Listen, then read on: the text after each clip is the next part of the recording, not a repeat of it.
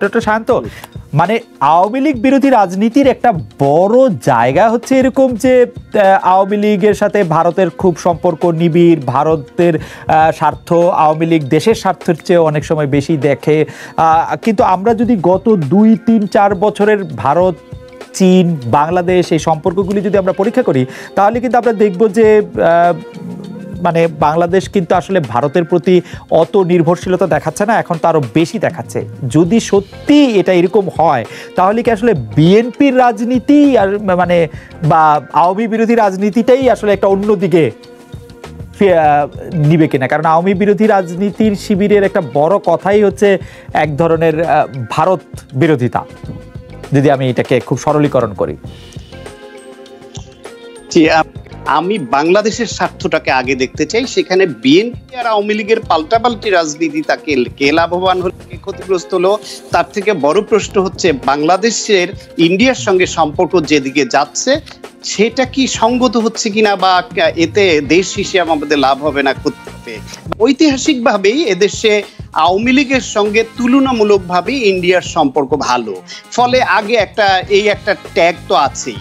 Secondly হলো 2008 সালের 2006 সালে যখন 1-11 সরকার ক্ষমতায় আসে, সেই সময়ের প্রেক্ষাপট নিয়ে ভারতের সাবেক রাষ্ট্রপতি প্রণব মুখার্জির যে কোয়ালিশন ইয়ার্স 1996 to 2012 যে বইটি আছে, সেই বইতে বাংলাদেশ সম্পর্কিত যে অংশটুকু আছে সেখানে দেখবেন যে 1-11 সরকারের সবচেয়ে ক্ষমতাধর ব্যক্তি মেজর জেনারেল মঈনুদ্দিন, তার সঙ্গে ভারতের রাষ্ট্রপতির কি কথোপকথন হয়েছে, এবং তিনি যখন রাজনীতিবিদদের মুক্তি দিয়ে দেশ গণতান্ত্রিক ধারায় ফিরে যাওয়ার প্রেক্ষাপট নিয়ে শঙ্কিত ছিলেন জেনারেল মঈন, যে প্রণব মুখার্জি কি ওই সময় ভারতের রাষ্ট্রপতি ছিলেন না তো?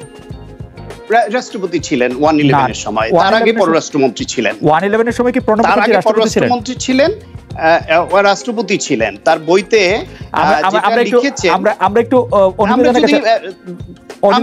আমি বিষয়টা আগে বলি।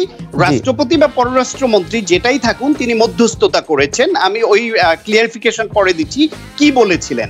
তার বইতে স্পষ্ট উল্লেখ আছে যে জেনারেল মঈনকে তিনি আশ্বস্ত করলেন এই বলে যে শেখ হাসিনা ক্ষমতায় এলে জেনারেল মঈনকে যেন সেনা প্রধানের পদ থেকে সরানো না হয় সেটি তিনি নিশ্চিত করবেন। পরবর্তীতে কি হলো, 2008 সালে আওয়ামী লীগ ক্ষমতায় আসবার পরে জেনারেল মঈনকেই রাষ্ট্রপ্রধান কিন্তু সেনাপ্রধান রাখা হলো। আরেকজন ক্ষমতাধর মাসুদ উদ্দিন চৌধুরী, তাকে অস্ট্রেলিয়ার রাষ্ট্রদূত করা হলো। পরবর্তীতে আমেরিকায় যাবার পরে জেনারেল মঈন ক্যান্সার আক্রান্ত হবার পরে তার চিকিৎসার ব্যবস্থা মিস্টার প্রণব মুখার্জি করে দিলেন। তার মানে হচ্ছে বাংলাদেশে কে সেনাপ্রধান থাকবেন সেটা আগাম নিশ্চয়তা দেবার যে অধিকার, সেটি ভারতের রাষ্ট্রপতির ছিল এবং সেটি তিনি নিশ্চিত করছেন। এটিকে কি আপনি হস্তক্ষেপ বলবেন না? আমার কাছে মনে হয় যে ডক্টর শান্ত, এইটা আপনি ট্রান্সলেশন, মানে অনেক কিছু তো আছে যে লস্ট ইন ট্রান্সলেশন হয়। মানে তিনি আমি ইংরেজি পড়বো, আপনি সময় দিবেন? জি আপনি যদি ওই লাইনটা পড়েন, আমার মনে হয় যে আমরা পরের বার এই লাইনটা পড়বো। আপনি বিষয়টি উত্থাপন করেছেন, কারণ ওই লাইনটা আমিও পড়েছি। তিনি জেনারেল মঈনুদ্দিনকে বলেছেন যে পড়ে শোনাবো, আপনি অনুবাদ করবেন। জি জেনারেল মঈনুদ্দিনকে তিনি বলেছেন যে তিনি নিশ্চয়তা দিচ্ছেন। আমি কি প্রাসঙ্গিক হবে আধা মিনিটে আরেকটা বিষয় বলে নিব? যে আরেকটি উদাহরণ দেই, সেটি হলো 2014 সালের নির্বাচনকে ঘিরে যখন সমস্যা তৈরি হলো, বাংলাদেশের সংকট ঘনীভূত হলো, সেই অবস্থায় বাংলাদেশে দুইটা পাল্টাপাল্টি গ্রুপ, একটা আওয়ামী লীগের নেতৃত্বে 14 দল এবং তার সঙ্গে এরশাদের জাতীয় পার্টি যোগ হলো, আর একটা হচ্ছে বিএনপির নেতৃত্বে 20 দলীয় জোট। সেই অবস্থায় যখন নির্বাচন হবে কি হবে না এরকম টানাপোড়েন চলছিল, এরশাদ ব্যর্থহীনভাবে ঘোষণা দিলেন তিনি আওয়ামী লীগের অধীনে ওই নির্বাচনে গিয়ে দেশের গণতন্ত্রের ক্ষতি আর করবেন না, মানুষের থুথু তার গায়ে পড়বে, এটি তিনি নিবেন না। ওই সময় ভারতের পররাষ্ট্র সচিব যে বাংলাদেশে ছিলেন, তিনি এসে 2 দিন আত্মগোপন করেছিলেন। তার সঙ্গে দেখা করে তিনি প্রেসার করলেন যে তুমি যদি নির্বাচনে না যাও, এই নির্বাচন যদি না হয় তাহলে জামাত বিএনপি ক্ষমতায় চলে আসবে, সুতরাং তোমাকে যেতে হবে। তাহলে বাংলাদেশের ক্ষমতায় জামাত বিএনপি আসবে না আওয়ামী লীগ আসবে, এটি নির্ধারণ করবার দায়িত্ব দিয়ে তখন পররাষ্ট্র সচিবকে পাঠানো হয়েছিল। আমি সে সময় দেশে ছিলাম, এটি নিয়ে আসলে আমার সাথে হাজারোবার কথা হয়েছে। ভারতীয় পররাষ্ট্র সচিব এসে বললেন আমাদের প্রাক্তন রাষ্ট্রপতি, যিনি একজন একটি দল চালান, তাকে আসলে তার মুখ থেকে শুনতে হলো যে কি হলে কি হবে, এবং তারপরে তিনি রাজি হয়ে গেলেন। এই গল্পটি বিশ্বাস করার জন্য ভালো, কিন্তু মানে আমি জানি না, মানে আমি ঠিক এটি কখনোই আমার ঠিক বিষয় না। আপনি তো সাংবাদিক, আপনি এরশাদের এই বক্তব্য যখন সংবাদ মাধ্যমে এলো, তার কোনো প্রতিবাদ এরশাদ সাহেবের সম্পর্কে যত বক্তব্য, দূতাবাস সায়ন্ত আপনিও সাংবাদিক ছিলেন, করা হয়েছে যে এরকম কোনো কথা হয়নি? না সায়ন্ত, এরকম সাংবাদিকতা তো এরশাদ সম্পর্কে তো অসংখ্য গল্প আমরা বলেছি, আপনি বলেছেন, আপনি লিখেছেন, আমরা পড়েছি। মানে এরশাদ সম্পর্কে যে কোনো কিছুই বলা যায়, কিন্তু সুষমা এসে বলেছেন সেজন্য আমি নির্বাচনে যেতে রাজি হয়ে গেছি, সেটি একটু বাড়তি গল্প আর কি আমার সবসময় মনে হয়। মানে এরশাদ সাহেবের নিজের সিদ্ধান্ত নেওয়ারও বুদ্ধিশুদ্ধি আছে, এবং এইটি করে দিয়ে বাংলাদেশের রাজনীতিতে ভারতের প্রভাব পড়ে আমার হাইপোথিসিস এরশাদ বাংলাদেশের রাজনীতি একটু বেকায়দায় থাকেন, তাকে রশি টানাটানি করে আওয়ামী লীগ তাদের গ্রুপে নেওয়ার চেষ্টা করে, তার উপরে মামলা ঝুলছিল, নানান কারণে ইন্ডিয়াও তাকে ওই অস্ত্র ব্যবহার করেছে বলে অনেকে ধারণা করেন যে এরশাদকে কিন্তু ট্রিটিং করা সহজ, সেটাই করেছে। এই অস্ত্রটি শেখ হাসিনা সরাসরি ব্যবহার করলেন না কেন? তাকে সুষমাকে লাগলো কেন? শেখ হাসিনাও ব্যবহার করেছেন, কিন্তু তখন এরশাদ বুঝতে পেরেছিলেন যে এইভাবে ইলেকশনে না গেলে শেখ হাসিনা সরকার ক্ষমতায় থাকবে না, সুতরাং এই রশিটা শেখ হাসিনার টান দিতে পারবেন না। আচ্ছা, এরশাদ যদি ক্ষমতায় যেতে না যেতেন তাহলে বিএনপি আসতো, বিএনপি তাকে পুরস্কৃত করতে নাকি তো তার জন্য বিএনপি পুরস্কৃত করত। বাংলাদেশের রাজনীতির কালচার তো তাই হয়, তার জন্য তো একই হতো থাকে।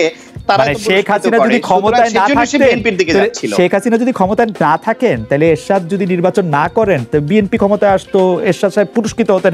আমরা একটি কথা বারবার পড়ছি, দুটি বিষয় নিয়ে ভারতীয় মিডিয়া তাদের উদ্বেগ দেখাচ্ছে। একটি বিষয় আমরা যদি দেখি যে চীনে বাংলাদেশি পণ্যের শুল্ক মুক্ত সুবিধা দেওয়ার খবর চাউর হওয়ার সঙ্গে সঙ্গে চীন মানে ভারতীয় মিডিয়া এটি নিয়ে আলোচনা শুরু হয়েছে, অনেক সময় অনেক অসম্মানজনক মন্তব্য আসলে করা হয়েছে।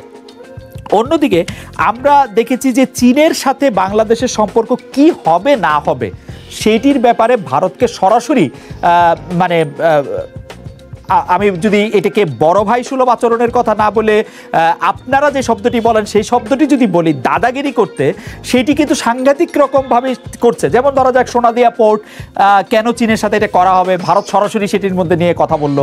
এটিকে আপনারা আসলে কীভাবে দেখেন? মানে ভারত কি দক্ষিণ এশিয়ার সবচেয়ে বড় ভৌগোলিকভাবে দেশ বলে ভারত মনে করে যে এটি তার করতেই হবে? মানে এটি শুধু বাংলাদেশ, শ্রীলঙ্কা, নেপাল, ভুটান, পাকিস্তান সবার সঙ্গে এরকমই করতে হবে, এটি তার ধারণা বা এইভাবেই সে দেখে? না, আমার মনে হয় না তা। আমার ধারণা ভারত বসুধৈব কুটুম্বকম এতেই বিশ্বাসী, কিন্তু ঐতিহাসিকভাবে পাকিস্তানের সঙ্গে ভারতের একটা শত্রুতা আছে, সেটা আমরা সবাই জানি এই উপমহাদেশে। এবং যেহেতু পাকিস্তানের সঙ্গে চীনের সম্পর্ক ভালো, আমি যখন বেজিং অলিম্পিক্স কভার করতে গেছিলাম, আমি দেখেছিলাম যে আমি গ্যালারিতে ছিলাম ন্যাশনাল স্টেডিয়ামে, সেখানে পাকিস্তানের টিম যখন মার্চ পাস্ট করে ঢুকছে তখন গোটা স্টেডিয়াম উদ্বেল হয়ে উঠছে।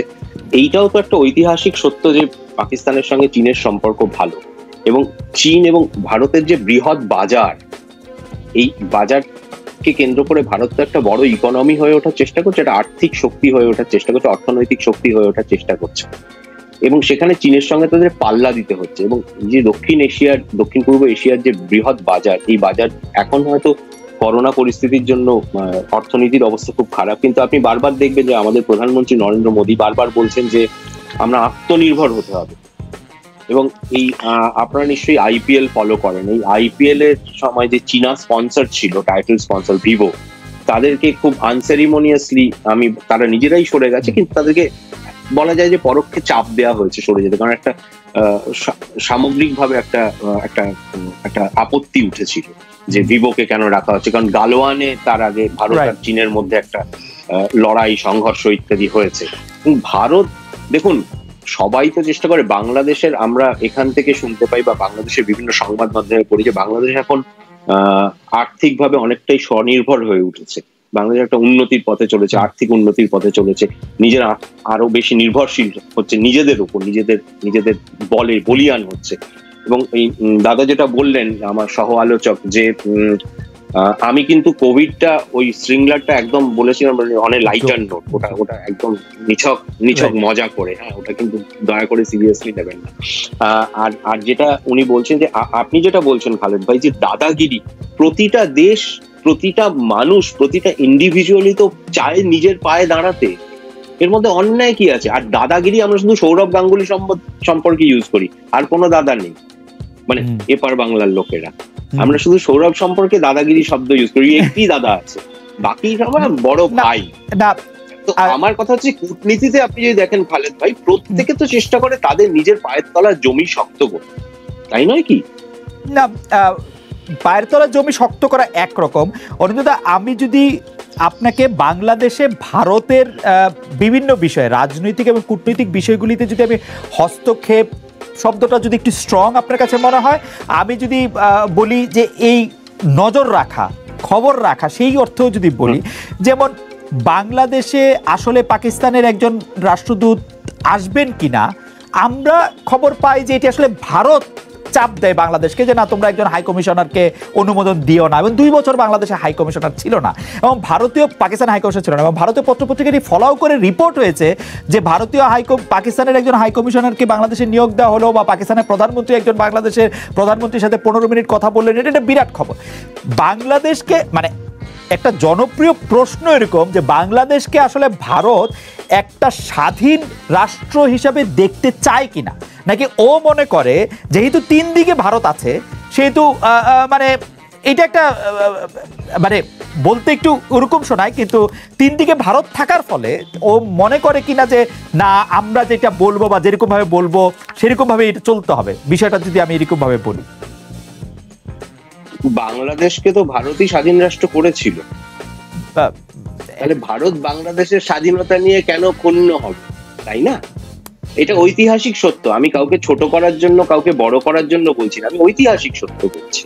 মানে বাংলাদেশের যে স্বাধীনতা যুদ্ধ, যেটা আমি শিহরিত। আমি যখন প্রথম শেখ মুজিবের ধানমন্ডির বাড়িতে গেছিলাম, আমি মানে আমার আই গট গুজ বাম্পস, যে এরকম গুলি এখন অতটা দেখতে দেওয়া হয় না, কিন্তু তখন ছিল। তো সেই সময় বাংলাদেশের যে স্বাধীনতার যুদ্ধ, বাংলাদেশের ভাষার জন্য যে আন্দোলন, মানে 21শে ফেব্রুয়ারি, যে আমি ঘটনাচক্রে 21শে ফেব্রুয়ারি একবার ঢাকায় উপস্থিত ছিলাম, সেইখানে তো ভারতবর্ষ খুব মানে অ্যাক্টিভ রোল প্লে করেছিল। তাহলে ভারতবর্ষ বাংলাদেশের স্বাধীনতা এবং সার্বভৌমত্ব নিয়ে কেন মাথা ঘামায়?